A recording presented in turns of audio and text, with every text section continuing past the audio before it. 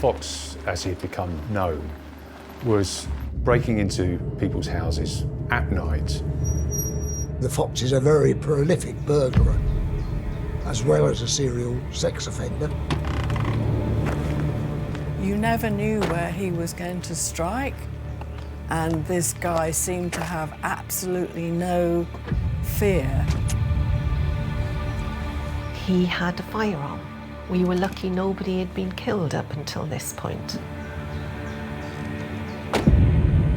This is someone who needs to be stopped. To say the people here are frightened is an understatement. Fear is rife. In the summer of 1984, a man who became known as the Fox terrorized thousands and thousands of people. It affected the entire community. It affected the entire country. When they came home, the light bulbs in the hall had been removed. Doesn't bear thinking, does it? Some sort of voodoo display on your sitting room floor. It was everybody's worst nightmare. All you see is the dark outline in the shadows. We were dealing with a very, very dangerous man. I think if someone resists him, I've no doubt whatsoever that he will kill.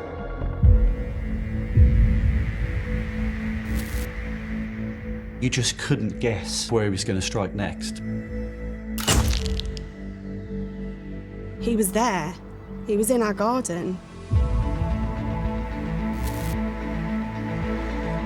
People were absolutely terrified. Members of a street would get together and say, well, how many shotguns have you got? A child's toy makes an ideal cover for a hidden kitchen knife. There are attacks in the northeast, there are attacks in the southeast. Where was he going to attack next? How could a man like this terrorise so many people? This is the most serious offence that he's committed. It's a despicable offence. He's an animal. After all this time, all these months of working, we had a breakthrough. My heart was racing. I could see it in Dick's face too. I thought, this is him. This is a tape I've got of the Fox talking. This tape has never been heard before in public.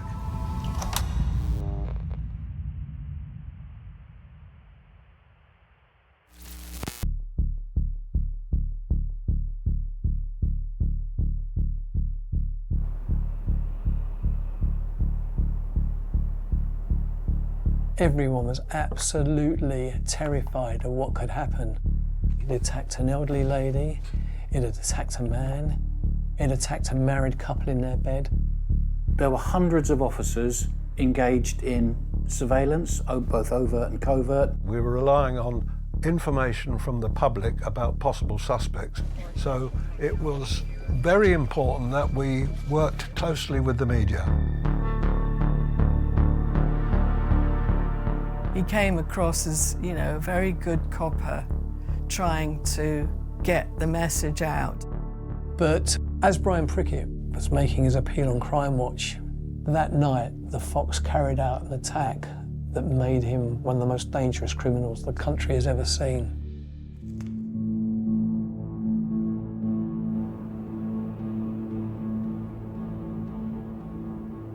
The Fox attempted to break into one place where he was disturbed. The suspect was frightened off because the person shouted. He left that house without committing an offence other than the burglary. The police were called and started to search the area. Normally, if somebody's disturbed at a scene, they want to make their getaway. That's the natural instinct.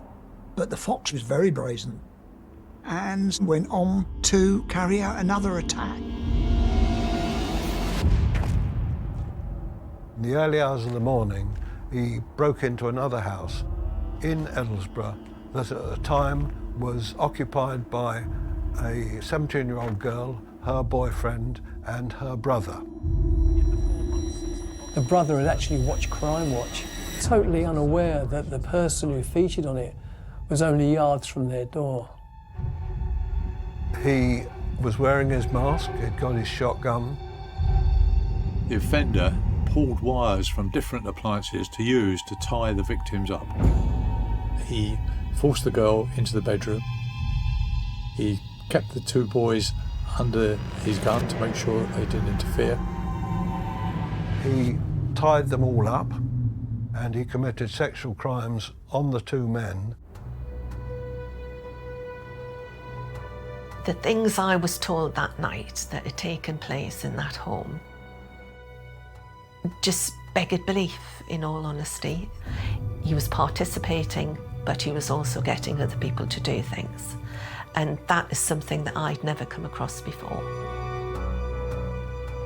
While the Fox was doing the sexual assault and the attacks on the young people, police were searching all around the area, but obviously didn't believe that he'd broken into another premises. During the attack, which lasted a considerable amount of time, he moved from room to room. He even went in the kitchen, made himself a cup of tea. He stayed in the premises until first light was breaking before he made his escape. By this time, the police searches had finished and he was free to get away. It was so appalling to the individuals concerned that I couldn't help but feel very angry and determined to do everything I could possibly do to make sure he was caught. We've got to throw everything at it. This man must be caught. The story just exploded. And I remember going out with my colleagues and we met up on the outskirts of the village, and it was just awash with police. It was like something out of a film scene. As police officers swamped the normally peaceful village of Edlesborough today, it was revealed how the man they called the Fox had carried out his latest sex attacks less than 500 yards from a team of policemen who were searching for him. I mean, the Fox showed his true animal cunning by being able to evade such a massive police operation. There were officers at every corner keeping an eye, but somehow, almost supernaturally, he just managed to slip through their grasp. The officers employed were desperate to catch him, but you can't cover every road junction. You can't cover every estate or every street. You have to be selective. It wasn't for want of trying. It puts an enormous amount of pressure on us not to make mistakes, to get it right. I think it made us more focused and determined.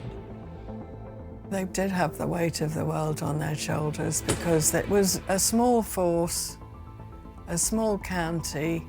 It was clear that we needed to set up a multi-force investigation.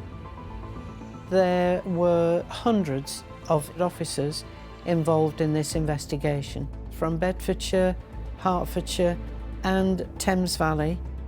And I would be the senior investigating officer.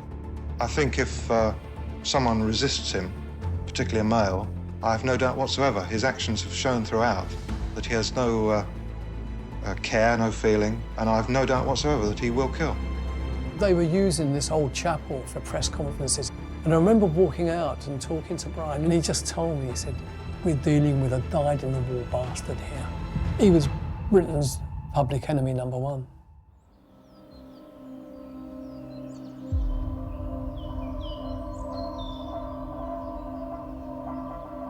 We had 3 new victims and a new scene to try and find any information that could help us find the man. I interviewed the girl who'd been in the house. She was obviously very upset, but she was determined to help as much as she possibly could. This was where we got a lot of information. She was very good at giving us a few more clues. We're building up a picture of him. We now know that he's not above 5'8". We know that he's slim build. He's probably got brown curly hair and he speaks with a soft northern accent. It was believed he was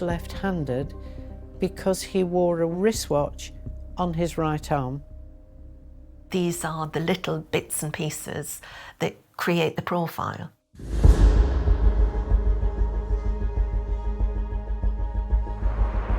To say the people here are frightened is an understatement. Fear is rife. During the day, posters went up in shop windows calling for vigilance and caution.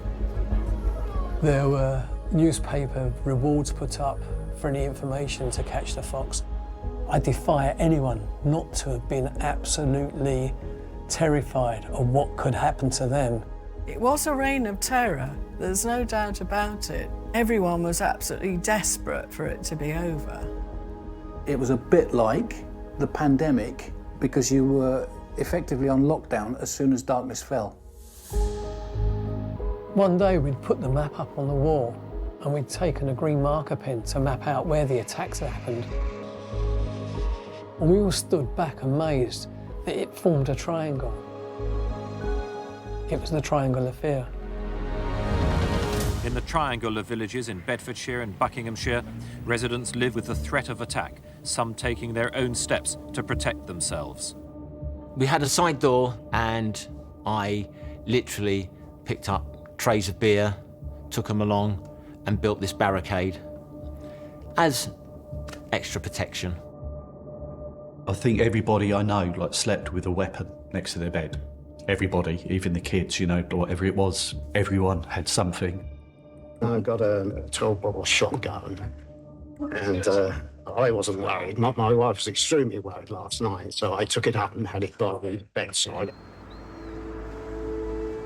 A lot of the dads in the street were going out 2 at a time and doing nighttime patrols, like in a shift basis, just to keep the street safe. I remember seeing lots of police in my garden, and they were taking a plaster cast mould of a footprint, which was later found to be the fox's footprint. He'd jumped the fences and jumped the walls, and he was there. He was in our garden.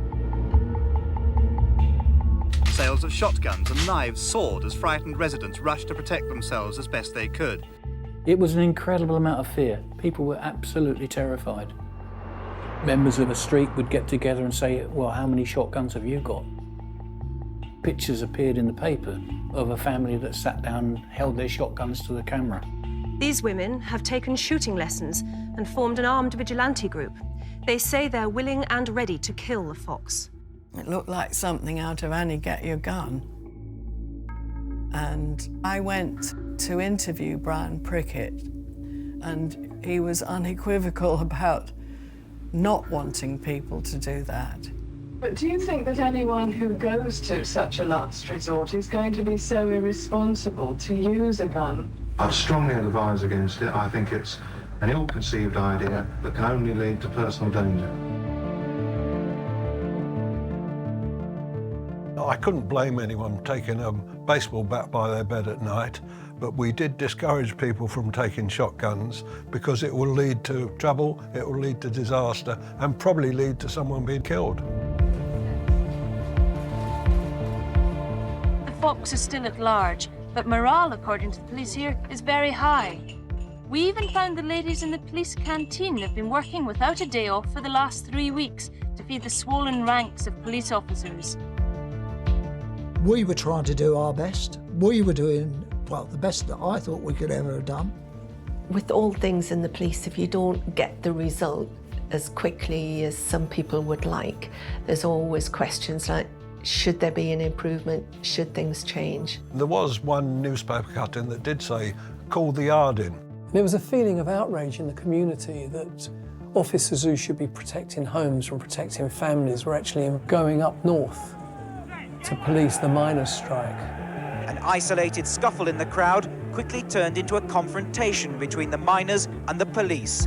Every police force was stretched, and this was stretching Bedfordshire, Hertfordshire and Thames Valley more than most. There was a lot of pressure on the police to bring the officers home, which they duly did. We were doing everything that could be done to catch this man as quickly as possible. I never had any doubt about the team that we had at the top.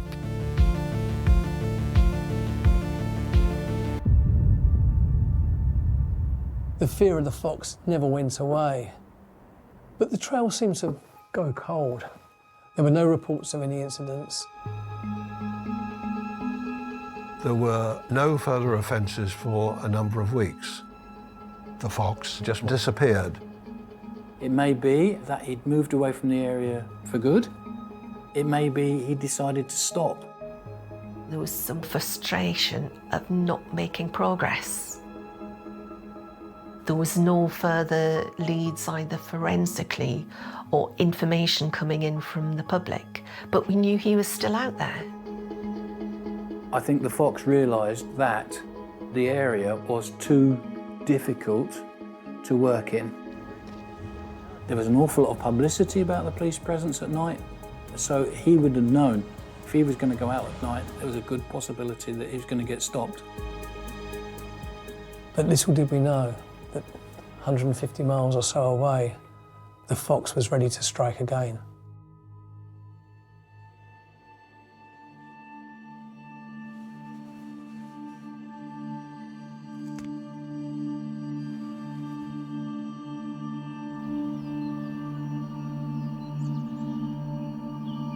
An incident happened in Yorkshire, and that fitted the same MO, modus operandi of the fox.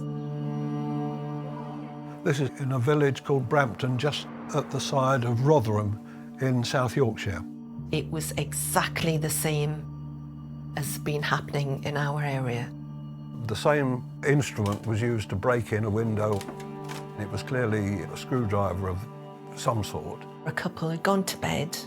The children were asleep in other rooms. The couple were peacefully sleeping when they were suddenly startled and made aware that somebody was in the room.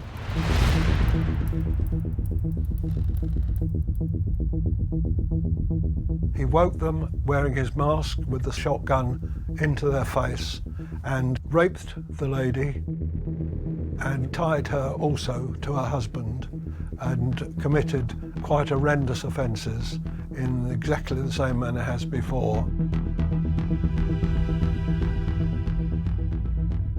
The fear that must have gone through that man's mind and that woman's mind is incredible.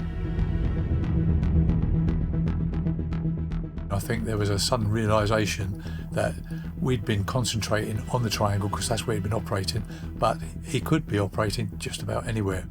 And as in the past, the fox has left behind him a legacy of fear.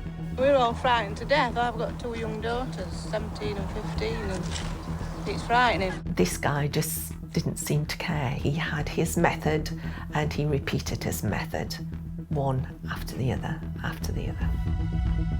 It then became a worry that Bedfordshire police were never going to catch him because he was spreading his net even further. At a news conference this evening in Sheffield, Bedfordshire detectives, now working hand in hand with South Yorkshire police, say there were good reasons for the fox to have moved north. It may well be that he works in this area, travels between Yorkshire, between the area we're working in.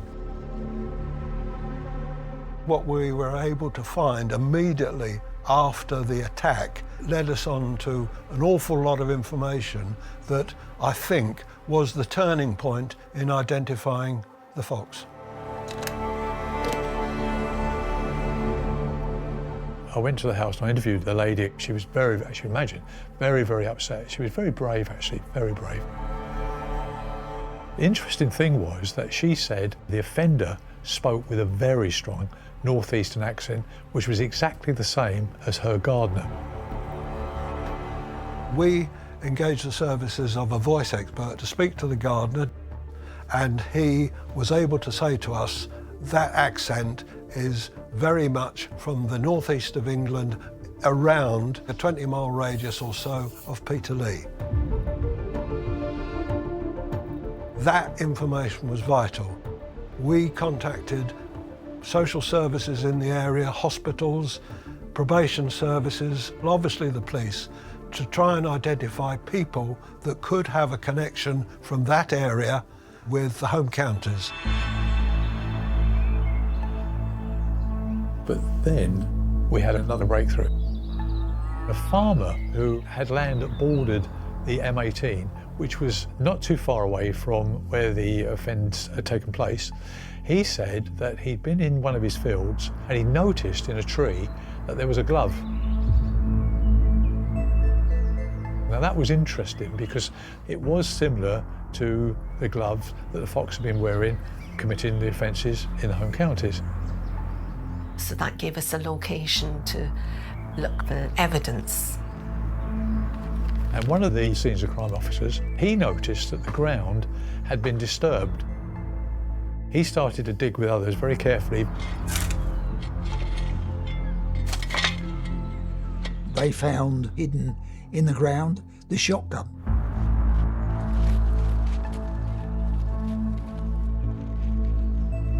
The Fox had buried the shotgun in soft ground at the side of the M18. What he was doing, in my opinion, was he was making sure that if he was stopped anywhere, that he didn't have potential evidence on him. This was the first major evidence that we had. All sorts of forensic examination could take place on the gun. We were finding more and more evidence, which was good. We were even more excited when we got the fingerprint on the bag that covered the gun. That was really good indeed. So it was then decided that we would do a full forensic examination of that area. The concern was that if we were doing a forensic examination with scientists dressed in white clothes or whatever, it would draw attention to it. I felt the Fox was going to come back. There was every chance he'd come back to get that weapon. So we staged an accident at the side of the M18 with the help of the South Yorkshire Bus Company.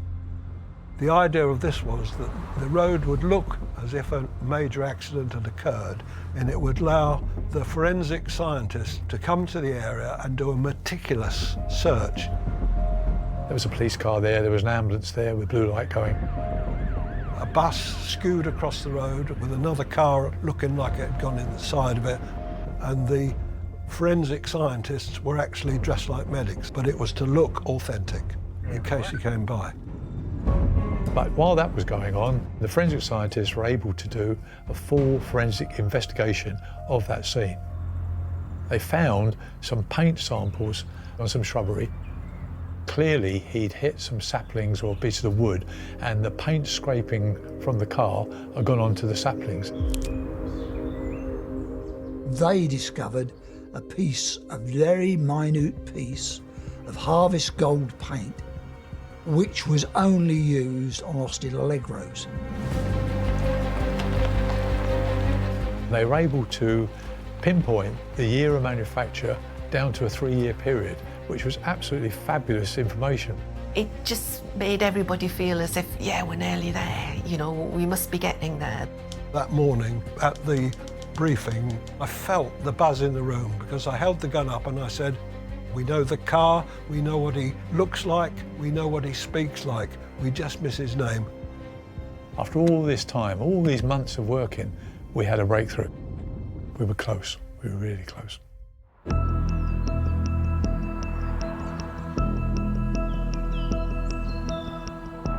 By mid-August, we now know his build. He's about 5'8", a slim build. He has a northern accent. He has his own mode of transport, which we believe to be an Austin Allegro, which was harvest gold. The description that witnesses had given us of the Fox, he wore his watch on his right wrist. The gun had been found. We've got a print here that can be matched. We were getting hundreds of calls coming into the incident room from members of the public responding to the media appeals that were being put out. I would think if he is living with someone, they are aware and they've probably got suspicions about him. And I would say to those people, get in touch with us, talk to us, and in fact, quite a number of people are. The public were fantastic in coming forward and suggesting people they were not happy with. At the height of the ITV or BBC news broadcasts, we were getting 250 calls an hour. They were phoning in with information from all parts of the country, from as far away as Blackpool and Cornwall. The incident room would be working 24 hours. Every call would be taken seriously. The emphasis was on people who had a connection between the North East and the home counties, and those people were brought to the fore as suspects. So if we get a name in to us from a member of the public or another police force, we'll say, right, this person needs to be seen. So that would be sent out to our interview teams, such as Dick Hanks and Nigel Tompkins. By the end of August, I had been moved off the night shifts, and then I was deployed onto an inquiry team. So I was teamed up with Dick Hanks. There were 3,000 suspects that had to be traced, TIE'd as it's called, traced, interviewed and eliminated from the inquiry. There was a whole number of people who were questioned, and each one could prove their innocence.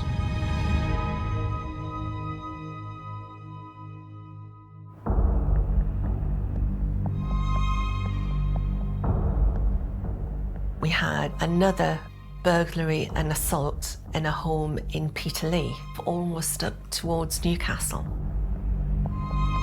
The fox was going to the area where his accent came from. In Peterlee, he broke into a house where there was a woman on her own. She went at him. And maybe because he didn't have the gun, it changed the dynamic.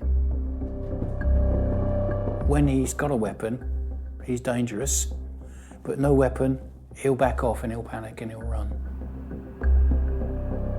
Over the next few weeks, there were attacks in the northeast, there were attacks in the southeast. Where was he going to attack next?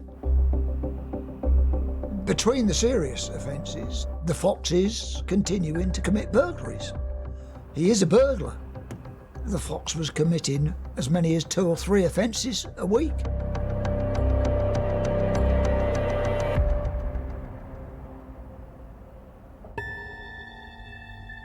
This attack in Milton Keynes happened when he broke in the night.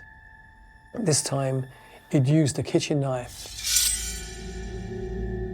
And he attacked the woman and stabbed her, but bravely she managed to fight him off and he escaped. It did feel completely out of control. How much longer is this going to go on for? We couldn't go on like this, allowing him to be running around committing such horrendous offences. We were spending our days travelling around, tracing and interviewing and eliminating people. This is before DNA. CCTV was nowhere near what it's like now. Officers were actually having to use their own hunches, using boot work to go out on the street, speak to contacts, to try and gather information.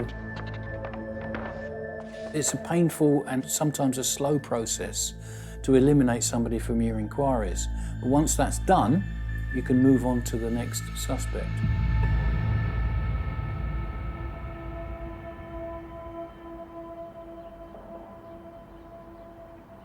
So on the 11th of September 1984, it was a nice, fine day, and Nigel Tompkins and I decided we were going to try and trace the next one on our list of suspects.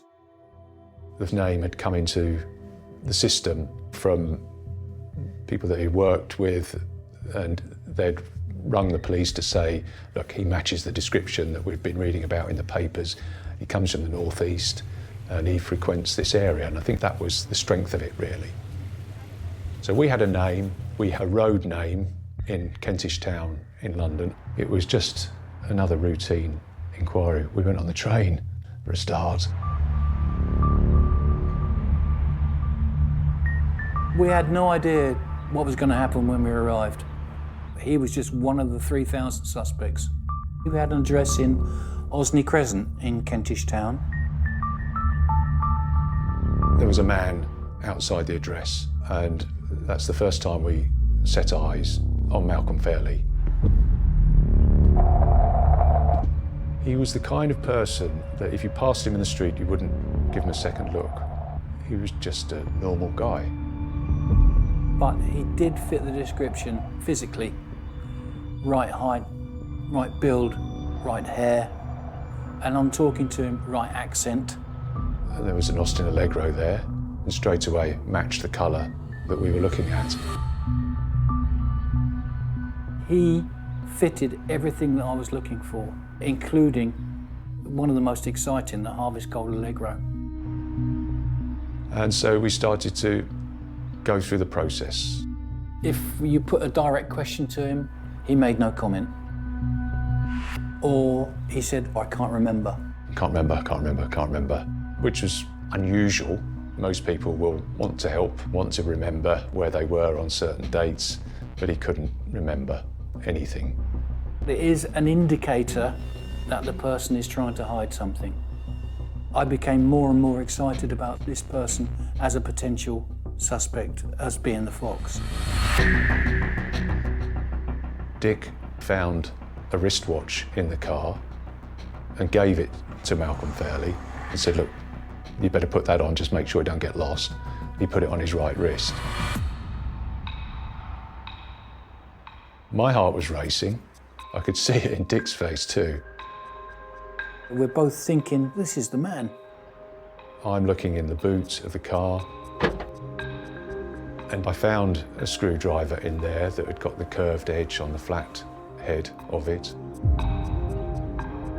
I looked at the rear panelling between the side window and the back window, and sure enough, at about the right height that we'd been told by the forensic scientists, there was damage to the paintwork. It all seemed to fall into place. You know, I thought, this is him. All of these things clicked together.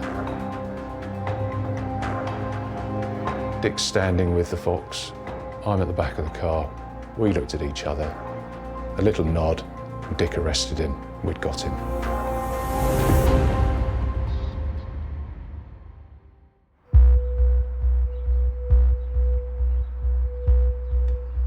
I got a phone call to say a suspect had been arrested and his name was Malcolm Fairley.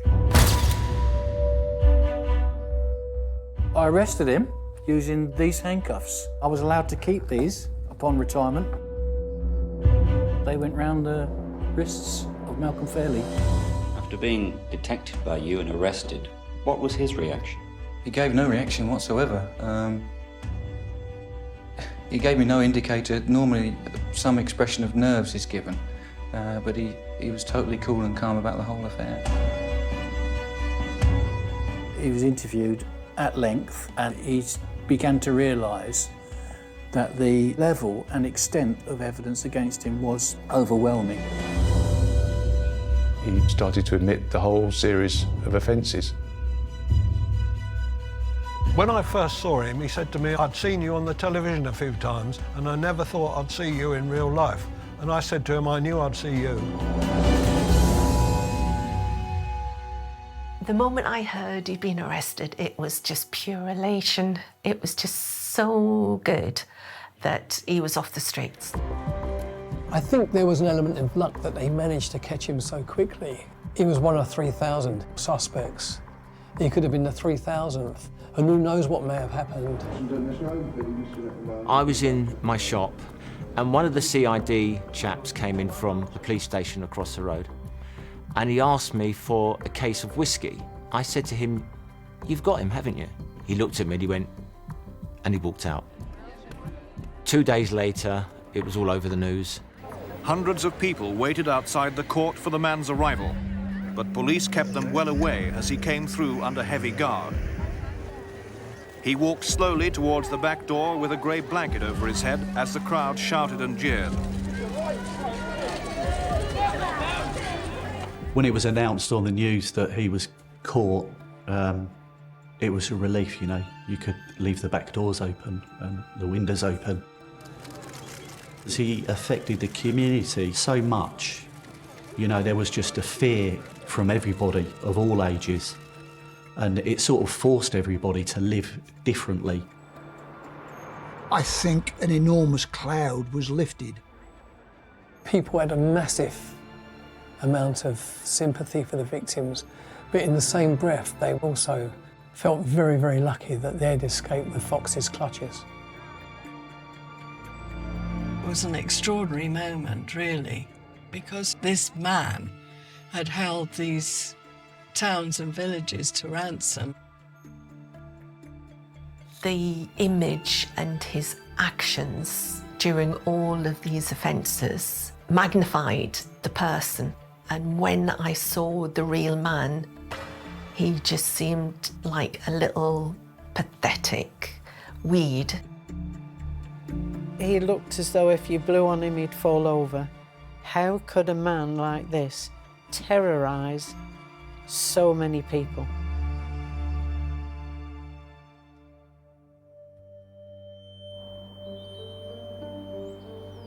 We were given a full briefing by Detective Chief Superintendent Brian Prickett, and there we were told the story of the Fox. He had a very poor upbringing. He came from quite a large family in the northeast of England. He had a poor education. He didn't complete his education. He left school early. He couldn't read, he couldn't write. He had a pronounced lisp, and that was something that the children in the playground mocked him about. He had various labouring jobs, but from an early age, he was in trouble with the police. And he was a man who had got numerous previous convictions and prison sentences for mainly burglary. But strangely, he had no problems with the opposite sex. He was married twice, he had children. But you often find that people have this two sides to their personalities. One is good and one is evil. He was never suspected, ever, of being a sexual offender. We said, why did you do it? Tell us why. Do you realise what you did to these people? Are you sorry? He shrugged his shoulders. He never showed any remorse, or he never once asked, how are these people? Not once. This is a tape of Malcolm Fairley, the Fox. This tape has never been heard before in public. But didn't you think then you would try and stop? Well, I tried to, many times. Every time I went, I tried. What, you'd say this was the last time? Yeah. And last time up, when I went back up north, when I left the gun, I meant not to go back. We took him on a tour of the various houses that he attacked, trying to establish what his motivation was. Have you been able to think any more what made you do this? No, I can't think anything now. Do you still really want to do it? Not really, I still get a sexy drive type thing. You do? Yeah. So you still get that longing to have sex with a woman in the same sort of way? Yeah. Well, when you hear that again, it's chilling, really. I'm really shocked how mild-mannered and ineffectual he sounds. He sounds like he wouldn't harm a fly. Psychiatrists said that he was rational and that he was normal. Well, I never accepted that. What about the bungalow where the old lady was attacked? What made you go in there? We're all in darkness at the time. So when you went in, you didn't think anyone was in there? No, I never thought anybody was in it. When you went in, you were just going to break in? Well, I was. I broke in, I was looking around, and not until I went in the bedroom when I seen her. What did you think after the attack on that woman? Well, I felt disappointed in myself to do it. You know, like, it just wasn't me. It sounds like he didn't even set out to do all this.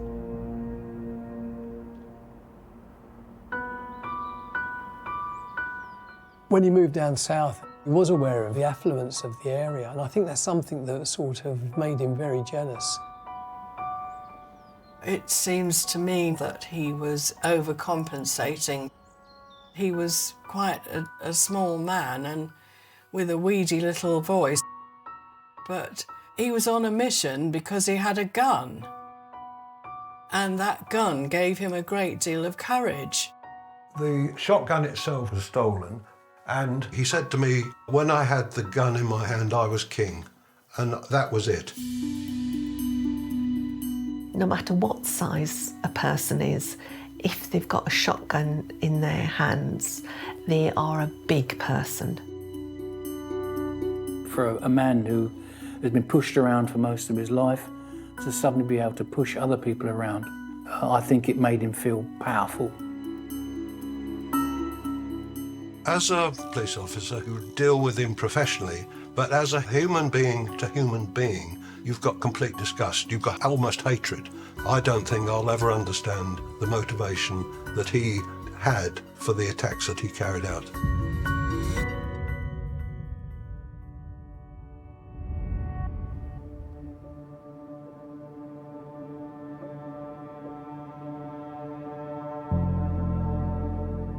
Fairley arrived at court in a high-speed police convoy from Leicester Prison and was bustled into the building, hidden under a blanket.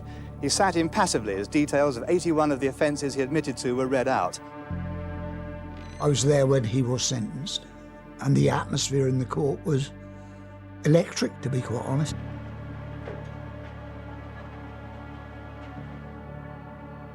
It's a scene that I've never seen before in a court hearing. He pleaded guilty to the 12 charges, which was hugely satisfying. That guilty plea is a big thing for police officers. I sat in the courtroom and heard the judge sentencing him to the 6 life sentences. The judge commended the whole team, and he said, the public of Bedfordshire should be proud of their police force. I'm amazed they managed to find this man so quickly.